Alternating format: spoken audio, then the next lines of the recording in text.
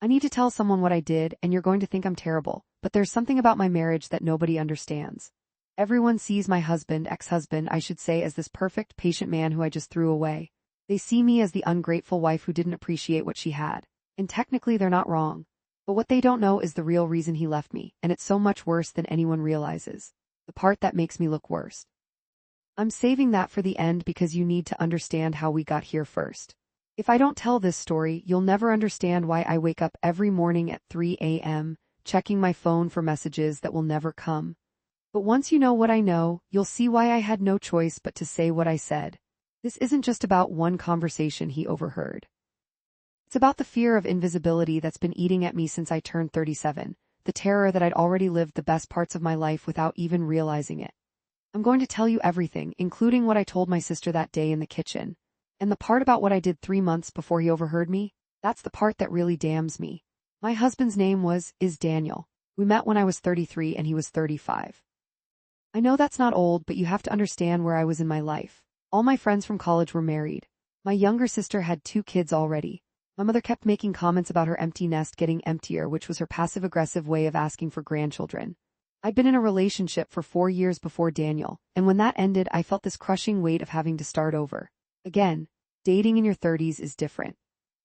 In your 20s, everyone's focused on potential. In your 30s, they're taking inventory. Do you have your career together? Do you own property? What's your stance on children and what's your timeline? It's like every date is a business merger negotiation instead of 2 people just seeing if they like each other. I met Daniel at a conference for marketing professionals. He worked in pharmaceutical sales. I worked in digital marketing for a healthcare company. He was handsome in this understated way, not the kind of guy who turned every head in a room, but the kind who looked better the longer you knew him. Brown hair starting to gray at the temples, laugh lines around his eyes, broad shoulders. He dressed well. He was polite to servers. He asked questions and actually listened to the answers. On our 3rd date, he told me he'd been married before, briefly in his late 20s. No kids, they'd grown apart. He said it without bitterness, just as a fact. I appreciated that. I told him about my 4-year relationship that had ended when my ex admitted he'd never want children and I wasn't sure if I did. Daniel nodded and said he was open to kids but also fine without them. I just want a partner, he said. Everything else is negotiable. I remember thinking that was such a mature thing to say. Such a grown-up approach to relationships. We were adults. We knew what we wanted. We could build something stable and good together. We dated for a year. He proposed on a weekend trip to Charleston. It was romantic but not showy, dinner at a nice restaurant, then a walk along the water, and he pulled out a ring he'd clearly put thought into choosing. It fit my style perfectly. Vintage looking, not too flashy. I said yes and I meant it. I was happy. I was 34, almost 35, and I was getting married to a good man who loved me. I'd made it. I'd figured it out. The panic I'd been feeling since my early 30s, that sense of running out of time, finally eased. The wedding was 6 months later, nothing huge, about 75 people. My family loved Daniel. His family was warm and welcoming to me. Everything was exactly right. Not explosive or passionate or dramatic, just right, comfortable, safe. And for a while that was enough, more than enough, really. We bought a house together in the suburbs, a 3-bedroom place with a yard. Room to grow, Daniel said, and I nodded, though we both seemed content to let that growth happen whenever it happened. We settled into routines, dinners together most nights.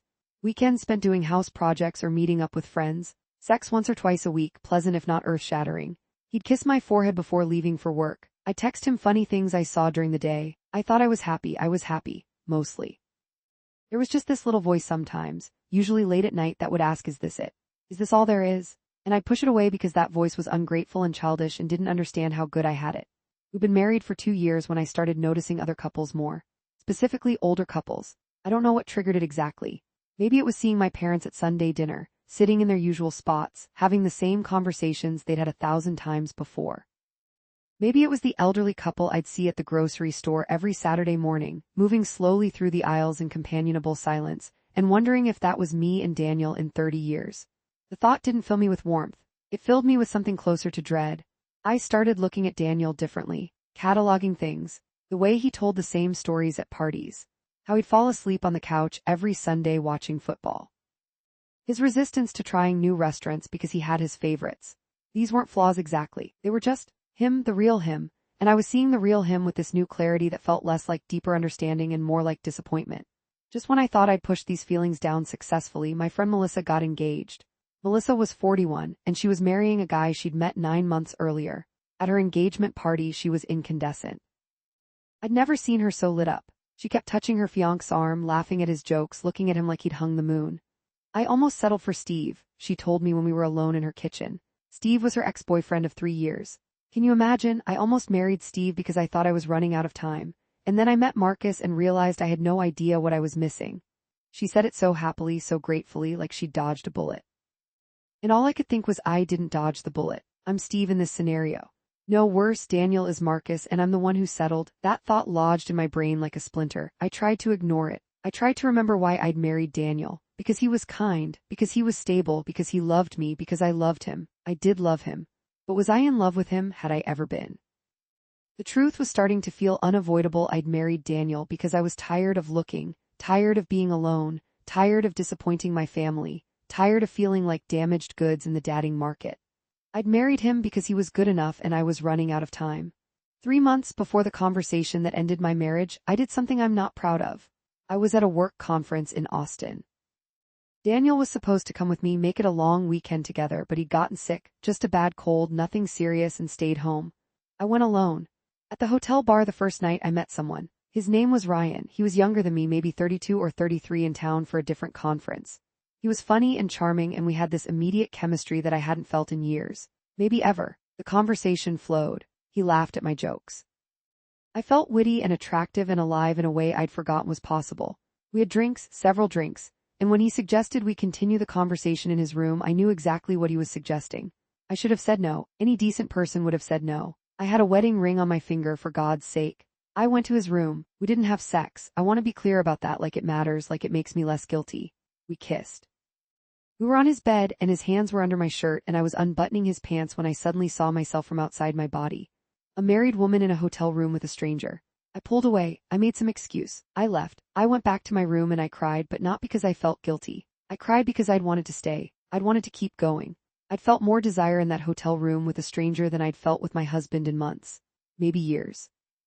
And that realization was devastating. I didn't tell Daniel. Of course I didn't tell Daniel. What would I even say? Honey, I almost cheated on you because I realized I'm not attracted to you anymore. Instead, I came home and I tried harder. I initiated sex more. I planned date nights. I suggested we try new things together, a cooking class, salsa dancing lessons, a weekend trip to the mountains. Daniel seemed happy with all of it. He went along with everything enthusiastically. This is great, he'd say. We should do stuff like this more often. And I'd smile and agree and feel absolutely hollow inside because I wasn't trying to reconnect with him. I was trying to manufacture feelings that should have been there naturally. Everyone online thought I was fine, but privately I was unraveling. I'd scroll through Instagram seeing other couples on adventures, posting about their amazing partners, and I'd feel this toxic mix of envy and superiority. Envy because they seemed genuinely happy.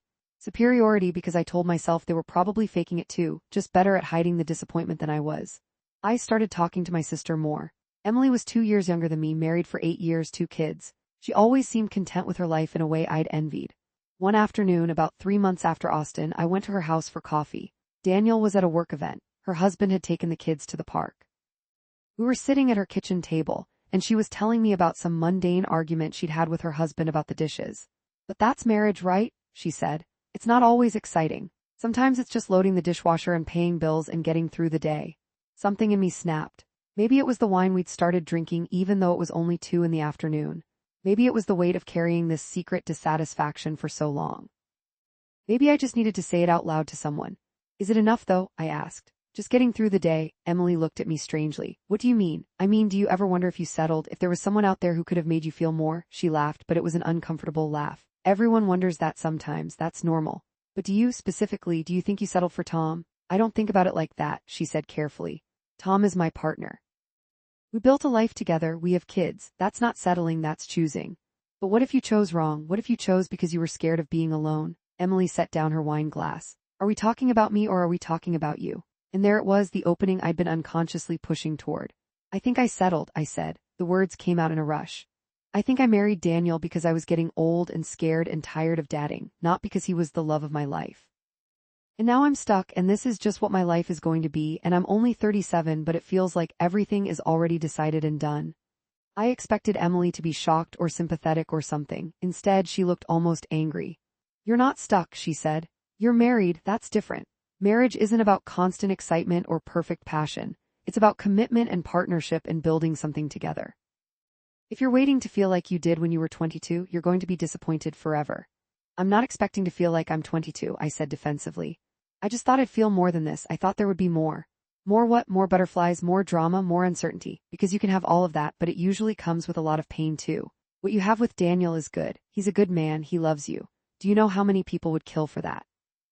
But do I love him? I said. Really love him, or did I just decide he was good enough? Emily stared at me for a long moment. I think you're having a crisis, she said finally. A stupid, self-indulgent crisis. And I think if you're not careful, you're going to destroy something good because you've convinced yourself there's something better out there. There isn't, there's just different problems. I thought I was fixing things, but really I was, in that moment, guaranteeing they'd fall apart. Because I didn't listen to Emily, I got defensive. I told her she just didn't understand, that she'd settled too and was too scared to admit it. She told me to leave. I did. I drove home angry, feeling misunderstood and judged. I didn't think about the fact that Emily's house had an open floor plan. I didn't think about the fact that sound carried easily from the kitchen to the adjoining family room. I didn't think about the fact that Daniel had texted me an hour into my visit to say his work event had ended early, and he decided to surprise me by joining us at Emily's house, where he knew I'd be all afternoon. I didn't think about any of that because I didn't know. He'd let himself in quietly, not wanting to interrupt. He'd been sitting in Emily's family room, just around the corner from the kitchen, for the last 10 minutes of our conversation. He'd heard everything. I didn't know this when I got home. Daniel's car wasn't there. I assumed he was still at his event. I poured myself another glass of wine and sat on the couch, feeling sorry for myself, feeling trapped, feeling like my life was a cage I'd built myself. Daniel came home around 7. He was quiet during dinner. I assumed he was tired. We watched TV in silence, and when I went to bed, he said he'd be up in a bit. He never came to bed that night. I found him asleep on the couch in the morning. Over the next week he was different, distant. When I asked if something was wrong, he said he was stressed about work. I believed him because I wanted to believe him. It was easier than confronting whatever was really happening. 1 week after my conversation with Emily, Daniel came home from work with an envelope. We were in the kitchen. I was making dinner. He set the envelope on the counter and said, "We need to talk." My heart dropped. You know that feeling when you know something terrible is coming but you don't know what shape it will take? Okay, I said. I want a divorce, he said, just like that, no preamble, no build-up. I actually laughed. It was such a bizarre response, but it just came out. What? Why? Did something happen? He looked at me with this expression I'd never seen before, not anger exactly, something colder. I was at Emily's house, he said. Last week, I came to surprise you. I heard your conversation. Everything in my body went cold. My mind raced, trying to remember exactly what I'd said, how bad it was. Daniel, let me explain. You said you settled for me because you were getting old, he said. His voice was eerily calm. You said you weren't sure if you really loved me. You said you felt trapped in our marriage. I was just venting. Everyone says things they don't mean when they're upset. I was drinking and being dramatic, and were you lying then or are you lying now? He asked. I opened my mouth, closed it. What could I say? That I'd been lying to Emily. But I hadn't been. That's what made this so terrible. I'd been telling the truth then, maybe for the first time in years. And now I wanted to take it back, to stuff it back inside where it could keep poisoning me quietly instead of destroying everything. It's complicated, I finally said. Marriage is complicated. You can love someone and still have doubts sometimes. That's normal. Maybe, he said. But you don't wonder if you settled. You don't tell your sister that you married your spouse because you were old and scared. That's not normal doubt. That's regret. I don't regret marrying you, I said, and even as the words came out, I wasn't sure if they were true. Yes, you do, he said quietly. And I deserve better than that. I deserve someone who chose me because they wanted me, not because they were running out of options. The envelope has the name of a divorce attorney. I've already consulted with someone else, so this one is available for you. We can do this amicably. We don't have kids. The house and assets should be straightforward to split. Daniel, please, can't we talk about this? Go to counseling, work through it. Work through the fact that you don't love me. He shook his head. I've spent the last week thinking about our entire relationship, and you know what I realized? You're right. You did settle. I could feel it, I think, even before I heard you say it. The way you look at other couples. The way you initiated all those new activities a few months ago, like you were trying to manufacture feelings that should have been there naturally. I told myself I was being paranoid, but I wasn't. You've been phoning it in for a while, haven't you? I started crying. Big ugly sobs, because he was right. He was completely right. I'm sorry, I said. I'm so sorry. I wanted to be enough. I wanted us to be enough. Wanting isn't the same as believing, he said. You should call the attorney. I'll sleep in the guest room until we figure out living arrangements. He left the kitchen. I stood there holding onto the counter, feeling like the floor had dropped out from under me. And the worst part, the part I couldn't even admit to myself at first, mixed in with the panic and grief, was a tiny, terrible spark of relief. The next few months were a blur of attorneys and paperwork and cold, practical conversations about who got what. Daniel was true to his word. He was amicable, fair. He didn't try to screw me over. He just wanted out. We told our families. My parents were shocked and disappointed. My mother asked what had happened. I gave vague answers about growing apart. Emily knew the truth and she was barely speaking to me. I hope you find whatever you're looking for, she said coldly. But I think you're going to end up alone and you're going to realize you threw away something precious for nothing. Daniel moved out 4 months after that conversation. I kept the house. I bought out his share with money from my savings and a loan from my parents. He was gone and I was alone in this 3-bedroom house with room to grow that would never be filled now. Just when I thought I'd hit rock bottom, things got worse. Because once Daniel was gone, once I got what I supposedly wanted, I realized Emily had been right. I didn't feel free. I felt empty. The relief I'd felt had evaporated, replaced by a gnawing sense of loss. I tried dating. Of course I tried dating. I was single again and I'd convinced myself that was what I needed. I went on apps. I went on dates. I met men who were handsome, successful, interesting. None of them were Daniel. They all had their own issues, their own baggage, their own ways of being disappointing. And I realized that what Emily had said was true. There isn't someone better out there. There's just different problems. But worse than that, I realized something about myself. I built my identity around being chosen, around being good enough for someone. And when I discovered I had the power to walk away, to reject, to decide someone wasn't good enough for me, it had felt like power, like control. I felt trapped by Daniel's goodness, by his steadfast love, by the fact that I could never quite match the level of commitment he offered. So I'd sabotaged it. Maybe not consciously. Maybe I hadn't planned to have that conversation where Daniel could hear it. But some part of me had wanted an out, and I'd gotten one, and now I was living with the consequences. 6 months after the divorce was finalized, I saw Daniel at a mutual friend's birthday party. I almost didn't go, but I decided I needed to prove to myself and everyone else that I was fine, that I'd moved on, that I was happy with my choice. Daniel was there with a date. She was pretty, age-appropriate, friendly. She laughed easily. When she looked at Daniel, her face was open and warm. No reservations, no doubt, just uncomplicated affection. He introduced us. He was polite but distant. We made small talk. I excused myself and locked myself in the bathroom, hyperventilating. Because seeing him with someone who looked at him the way I should have looked at him was unbearable. Not because I was jealous exactly, but because it made the waste of it all so stark. I did something good and I destroyed it because it wasn't perfect, because I'd convinced myself I deserved some imaginary more that didn't exist. I left the party early, went home, and did something I'm not proud of. I looked up Ryan from Austin on social media. The guy I'd almost cheated with. I don't know what I was hoping to find. Proof that I'd let something real slip away. Proof that there had been real chemistry there, real potential, something that justified my dissatisfaction. His profile was public. He was married. Had been married, I realized, looking at the timeline. He'd been married when we met in Austin. The wife was tagged in photos going back years, including dates that overlapped with when he and I had been in that hotel room together. He hadn't been my sliding doors moment.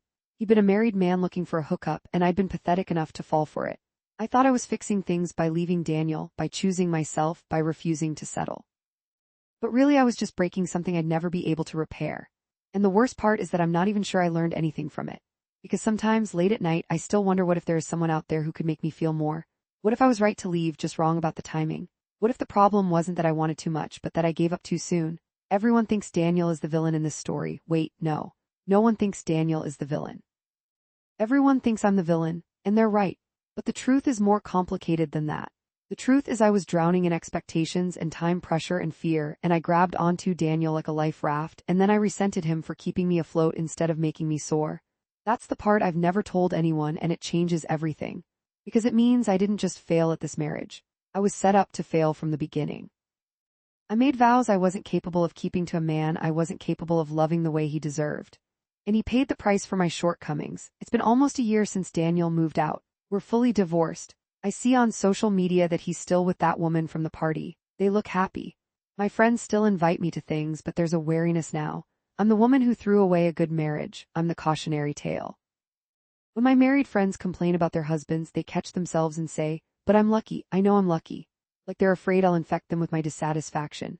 My mother asked me recently if I was happy. We were having lunch, just the two of us. It was such a simple question, but I couldn't answer it. Because the honest answer is no, I'm not happy. But I wasn't happy before either. The difference is that before I had someone to blame for my unhappiness. Now I only have myself.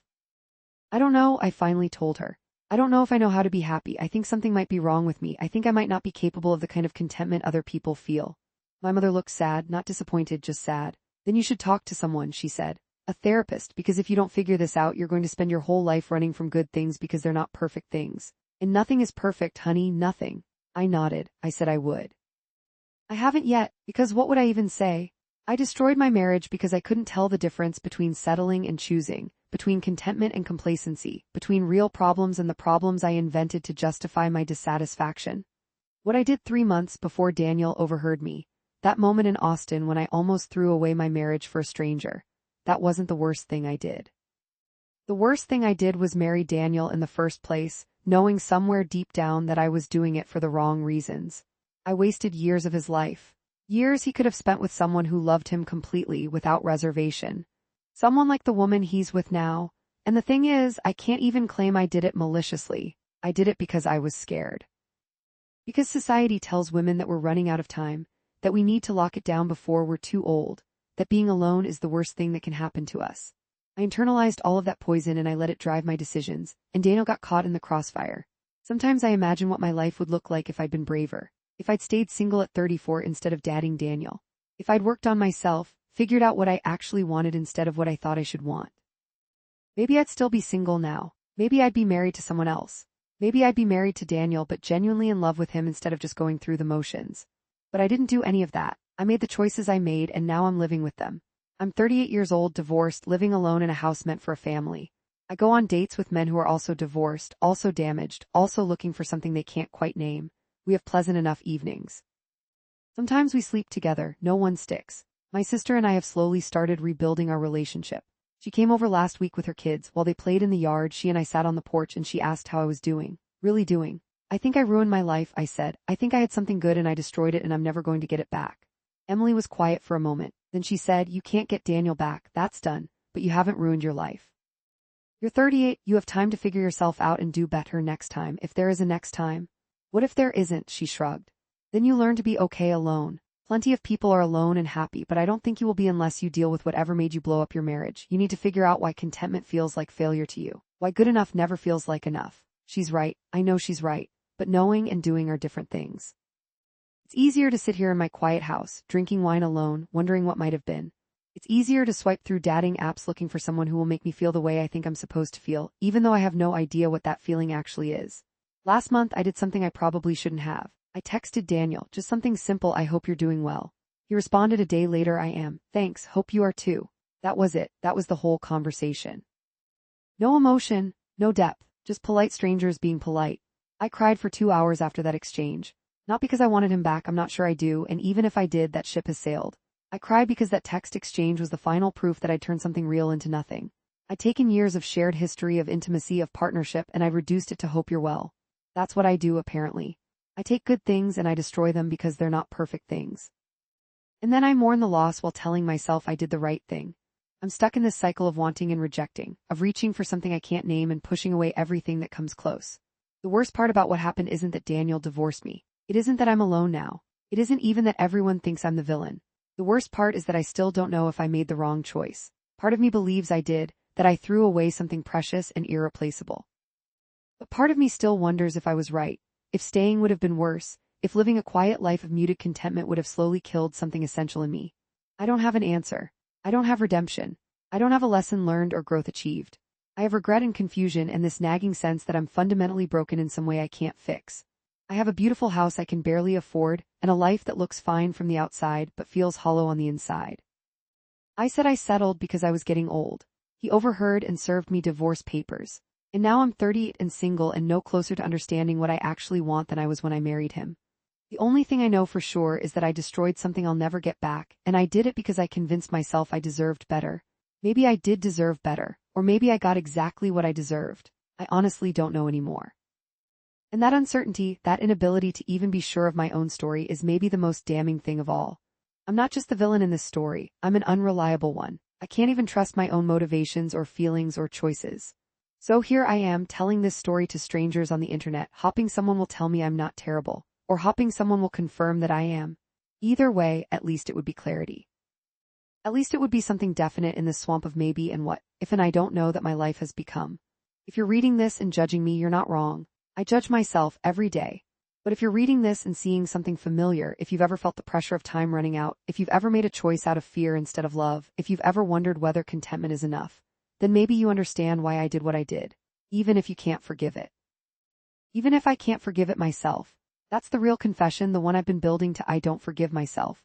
Not for marrying Daniel when I wasn't sure. Not for staying when I knew I was unhappy. Not for saying what I said where he could hear it. And not for the tiny persistent voice that still whispers late at night that maybe I was right to leave.